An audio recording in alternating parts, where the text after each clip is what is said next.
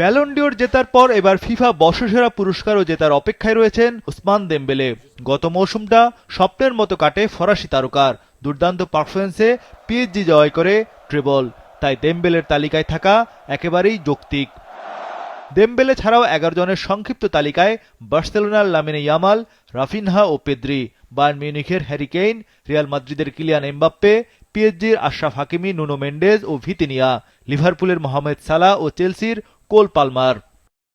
বর্ষসেরার পুরস্কারে 2024 সালের 11 আগস্ট থেকে চলতি বছরের 2 আগস্ট পর্যন্ত সময়ের পারফরম্যান্স বিবেচনায় আনা হয়েছে চূড়ান্ত মনোনয়নের ক্ষেত্রে। গতবারের পুরস্কার বিজয়ী রিয়াল মাদ্রিদের ভিনিসিয়াস জুনিয়র এবারে নেই।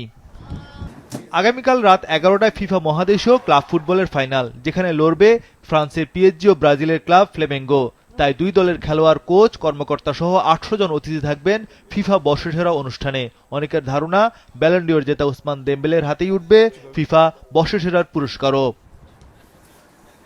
মেয়েদের বর্ষসেরা পুরস্কারের তালিকায় রয়েছেন 17 জন, যার মধ্যে 5 জন করে স্পেন ও ইংল্যান্ডের। তবে আলোচনায় রয়েছেন গত দুইবারের ফিফা বর্ষসেরা তারকা স্পেনের আইতানা বোরমাতি। ফিফা বর্ষসেরা কোচের তালিকায় পিএসজিকে treble জেতানো coach Luis Enrique, বার্সেলোনাকে লিগো Copa del রে জেতানো হ্যান্সি ফ্লিক, চেলসিকে ফিফা ক্লাব বিশ্বকাপ জিতিয়ে এনজো মারেস্কা, লিভারপুলকে 20তম লিগ শিরোপা জিতিয়ে আর্নে স্লট ও পর্তুগালকে উয়েফা নেশনস লিগ জিতিয়ে রবার্তো মার্টিনেজ রয়েছেন। সব মশার বিরুদ্ধে সুরক্ষা দিতে এলো বসুন্ধরা এক্সট্রিম অ্যারোসল, মশার বিরুদ্ধে এক্সট্রিম সুরক্ষা। মেয়েদের ফিফা বর্ষসেরা কোচ হিসেবে বেশি আলোচিত ইংল্যান্ড দলের ডাচ কোচ সারিনা উইগম্যান। মেয়েদের ফুটবলের প্রথম কোচ হিসেবে তিনি 3 বার ইউরোপিয়ান চ্যাম্পিয়নশিপের শিরোপা জয় করেন। সবশেষ 2025 সালে ইংল্যান্ডকে দ্বিতীয়বারের মতো জেতান এই শিরোপা।